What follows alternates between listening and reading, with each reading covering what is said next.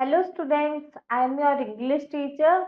Today we will start our new chapter which is chapter number 11th in our English grammar book and the name of the chapter is the present tense. आज हम वर्तमान काल के बारे में जानेंगे। वर्तमान काल क्या होता है और प्रेजेंट टेंस क्या होता है। द इवेंट्स और the happenings that happened in present time और recently. So those events are known to be in present tense. ऐसी घटनाएं जो कि हाल फिलहाल में या आज हुई हो, वो घटनाएं कौन से काल में होती है? वर्तमान काल में होती हैं। Verbs tell us about the time of action. और हमें किसी एक्शन, किसी घटना या किसी इवेंट का कब कैसे पता चलता है? वर्ब से पता चलता है, क्रिया से पता चलता है। क्रिया ही हमें बताती है कि एक्शन कब हुआ।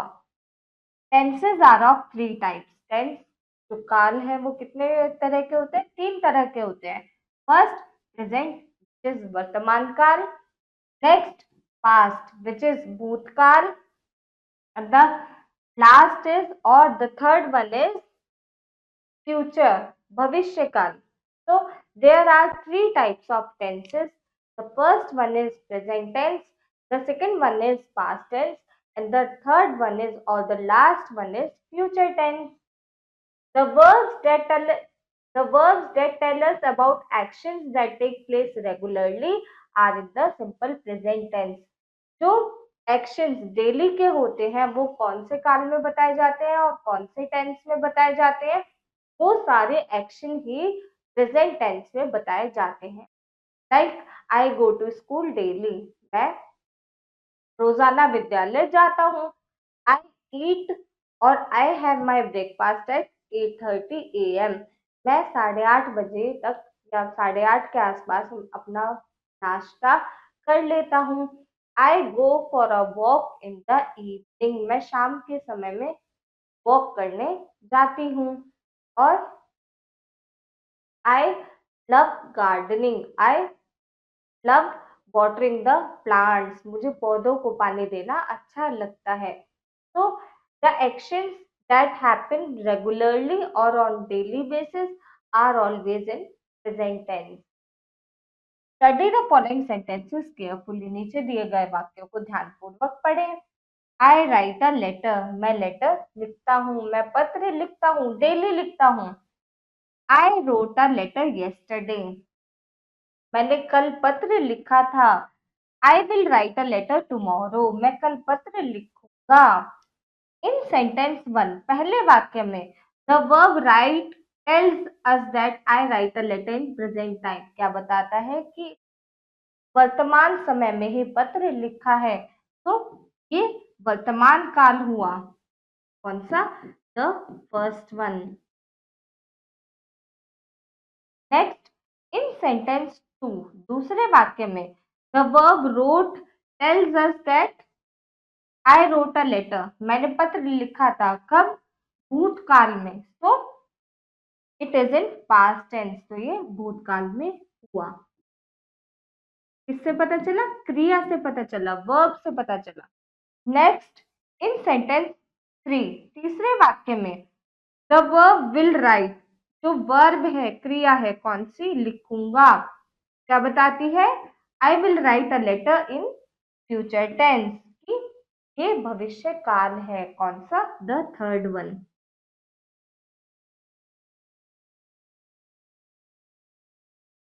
Thus, the tenses are of three types: present, past, and future. Now, simple present tense. Look at the pictures and read the sentences carefully. Bharti plays with a doll. Bharti गुड़िया से खेलती है। Children play cricket. बच्चे cricket खेलते हैं।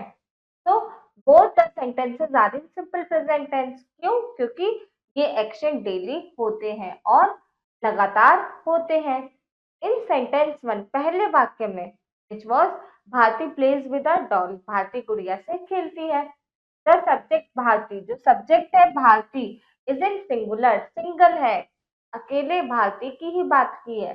And the verb plays is used with it, और कौन सी verb use की गई है? प्लेज, खेलती है, यूज की गई है। नेक्स्ट, इन सेंटेंस 2, दूसरे वाक्य में चिल्ड्रन प्ले क्रिकेट, बच्चे क्रिकेट खेलते हैं। The subject children is in plural, जो सब्जेक्ट है चिल्ड्रन वो प्लूरल में है, एक से ज्यादा नंबर में है, तो the verb play is used with, क्या क्रिया यूज की गई? प्ले यूज किया गया।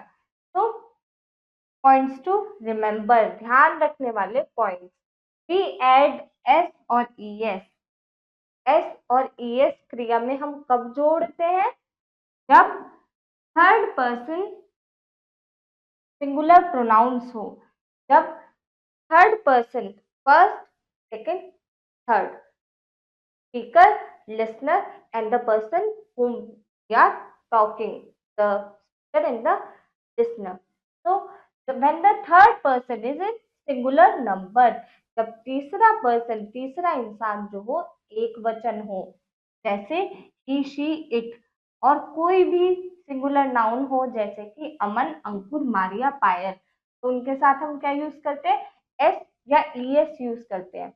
फॉर एग्जाम्पल, अगर सब्जेक्ट सिंगुलर है तो फर्स्ट फॉर्म ऑफ वर्ब आएगी और एस और ई एस आएगा वर्ब में, वर्ब के साथ ही ऐड होगा। For example, he takes bath daily, वो रोजाना नहाता है, तो ही क्या है? ही सिंगुलर, तो S is added in the verb. Next, she cooks food, वो खाना पकाती है, she again singular, so this is added in the verb. Next, Naman goes to school, Naman school जाता है, नमन is the third person, first person, second person and the third person is Naman, so Naman school जाता है, so Naman singular, so es it, so es is added in the verb. Next, Kajal sleeps, काजल सोती है, so s is added in the verb. We do not add s और es, हम s और es कब नहीं जोड़ते हैं? जब प्लूरल प्रोनाउंस हो, सर्वनाम एक से ज्यादा हो, जैसे कि वी, यू, दे, या फिर सिंगुलर आई, यू हो। प्लूरल प्रोनाउंस हो, कोई भी वी, दे, यू, और सिंगुलर नाउन हो, सिंगुलर प्रोनाउन हो, जैसे आई और यू, उनके साथ भी हम वर्ब में एस और ई एस नहीं ऐड करते हैं। And plural pronouns and plural nouns हो, संज्ञा एक से ज्यादा हो, for example boys, girls, people, तो अगर संज्ञा एक से ज्यादा हो, प्लूरल हो, और प्रोनाउन एक से ज्यादा हो, फॉर एग्जाम्पल वी, दे, और कौन सा प्रोनाउन हो? आई या फिर यू, तो इनके साथ हम वर्ब में एस या फिर ई एस नहीं ऐड करते हैं। You, I and plural subjects, then first form of verb is written correctly. For example, I go to school, मैं स्कूल जाता हूँ। यू कुक फूड, तुम खाना पकाती हो। वी ईट फूड, हम खाना खाते हैं। गर्ल्स रीड द बुक, लड़कियां किताब पढ़ती। Now practice time, question number A, tick right the correct option. Verbs tell us about the time of actions. Next, the tenses are of three types: present, past and future. We add s or es in case of singular subject. S or es is not added in or is not used in case of plural subject. Now, question number B. Fill in the blanks with the suitable verb form given in brackets. Avni dash up daily. Avni jaldi उठती है. So, Avni is the third person. So, Avni gets up daily, since Avni is a singular noun. Next, the farmers dash their fields. Since the noun is in plural number, then s or es is not added to the verb. So the farmers plow the धान खेत है. Next, the gardener dash the plants. Since noun then singular number, so the gardener waters the plant.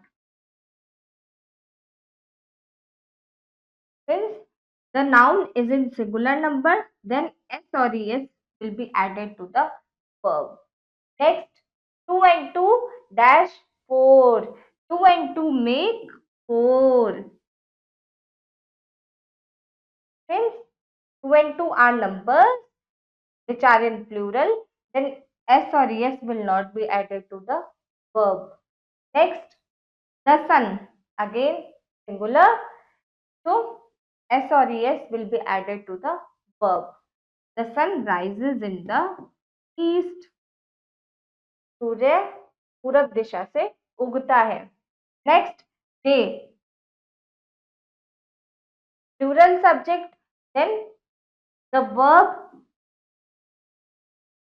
will be written directly. They go to Delhi. वो दिल्ली जाते हैं.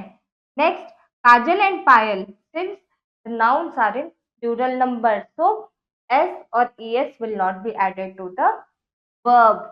Kajal and Payal draw a picture. Picture draw करते.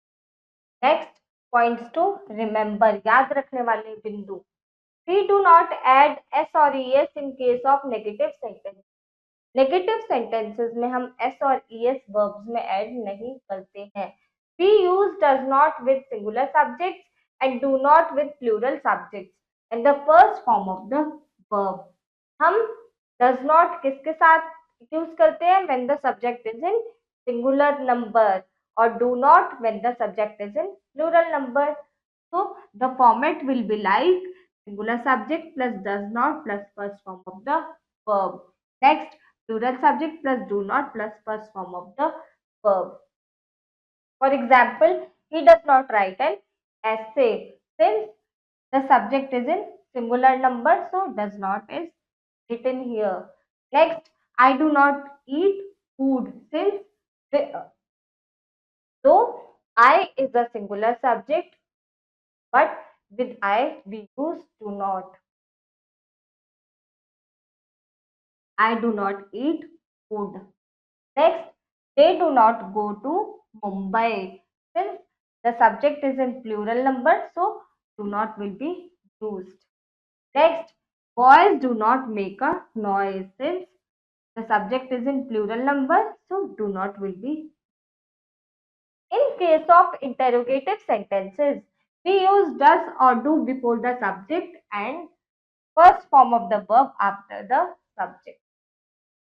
Interrogative sentences में जब question वाले वाक्य होते हैं उसमें डू और डज के पहले, डज और डू के पहले, सब मीन्स सब्जेक्ट से पहले हम क्या यूज करते हैं? डू और डज यूज करते हैं.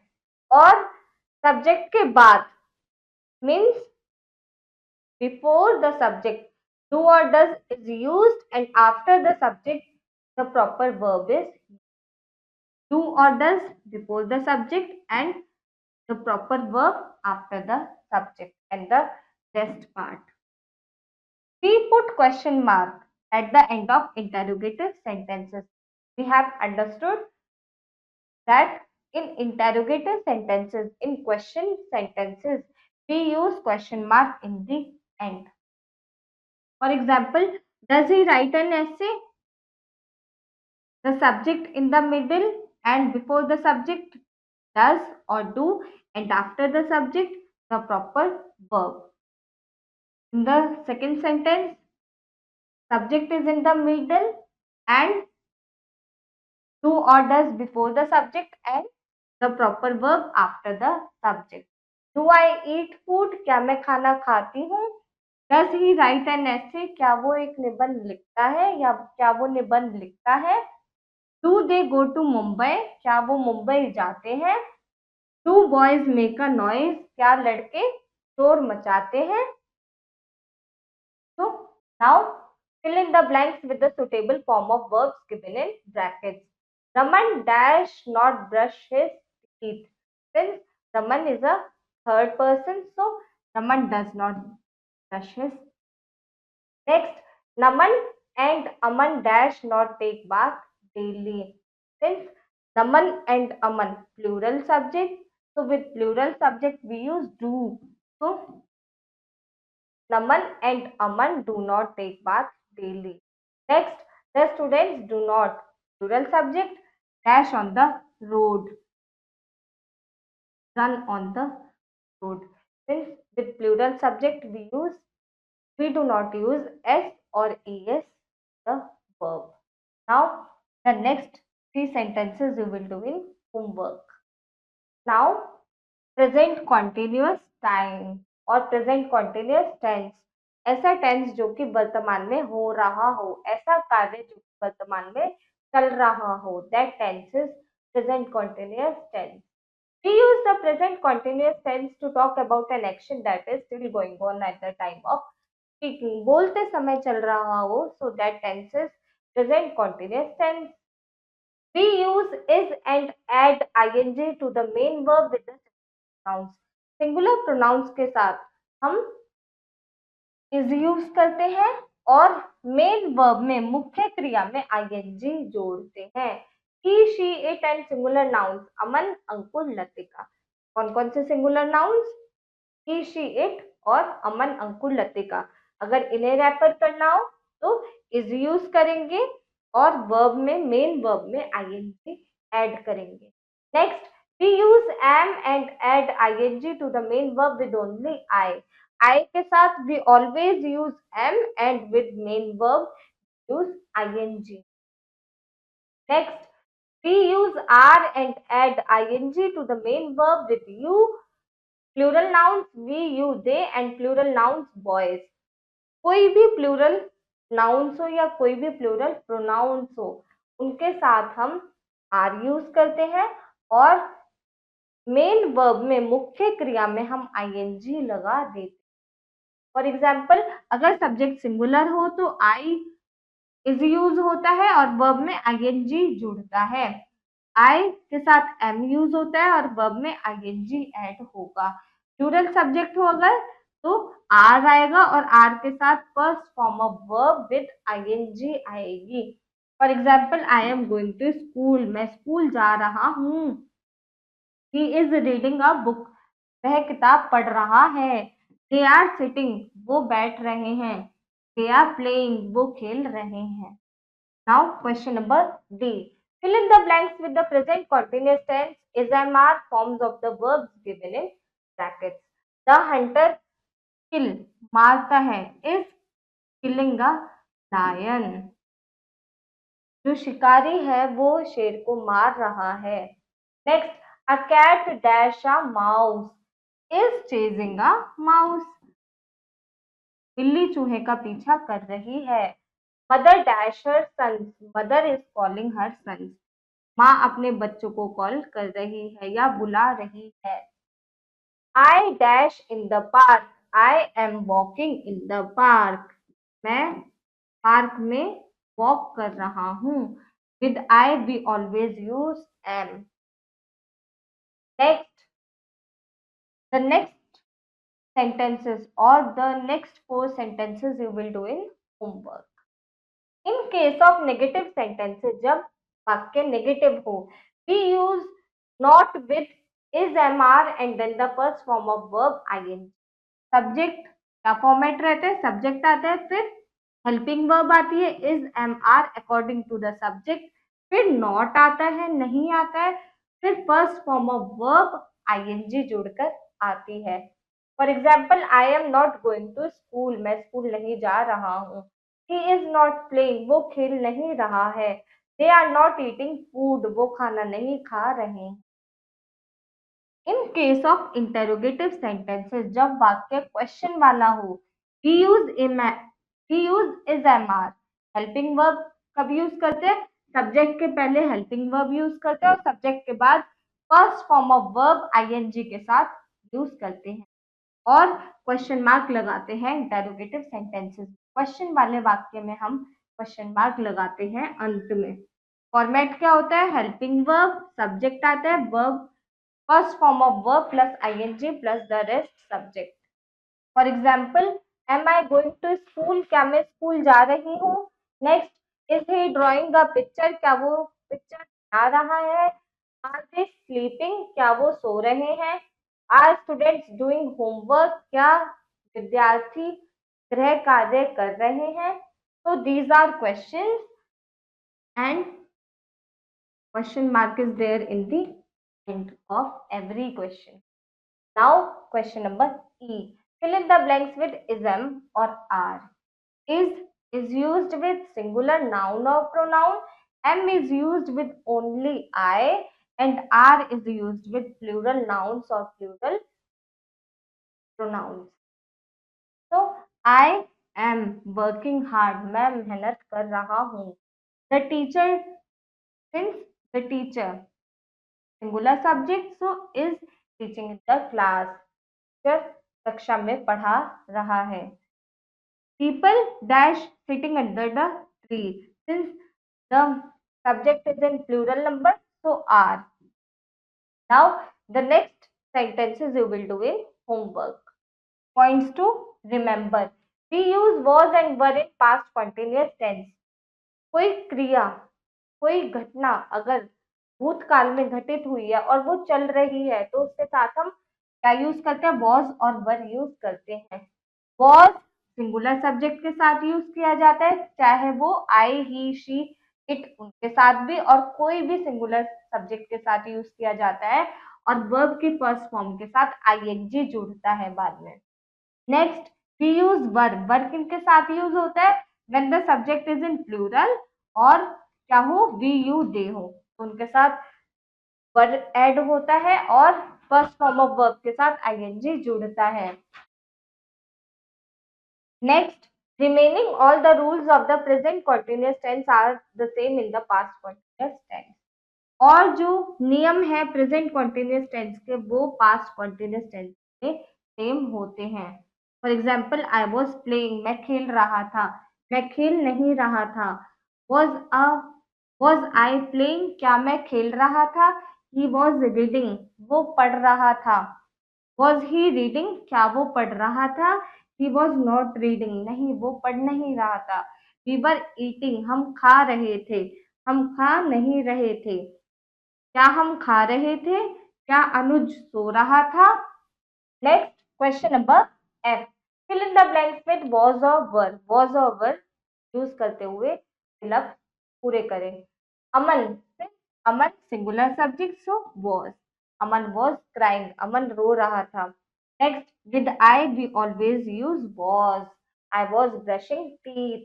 Next, the cats dash chasing the mice, since the subject is in plural, so were is used. Next, you, with you we always use were, you were sleeping, तुम रो रहे थे। Now the next sentences you will do in homework. Now question number G. Rewrite the following sentences into past continuous tense. Past continuous tense में से दोबारा से लिखें। Are they not working hard? क्या वो मेहनत नहीं कर रहे हैं? तो were they not working hard? इधर सेम, क्या वो मेहनत नहीं कर रहे थे। Next, Neha, Bharti and Stuti are doing their homework. Neha, Bharti और स्तुति अपना गृह कार्य कर रही हैं। Neha, Bharti and Stuti. For past continuous tense, we use were instead of are. Neha, Bharti and Stuti were doing their homework. Neha, Bharti और स्तुति अपना गृह कार्य कर रही थी। Next, are you swimming in the pool? क्या तुम पूल में तैर रहे हो?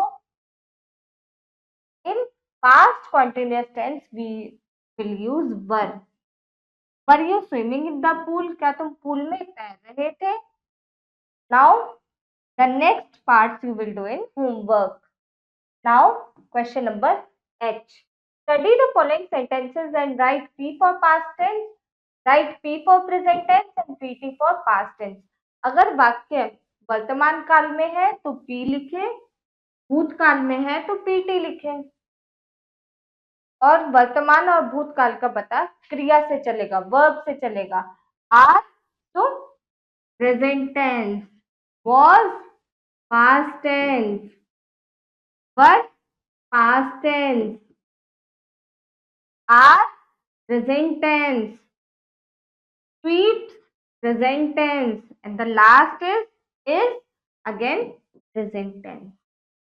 So with the help of verbs we can detect whether the sentence is in present tense or in past tense. So students, I hope you have understood this chapter.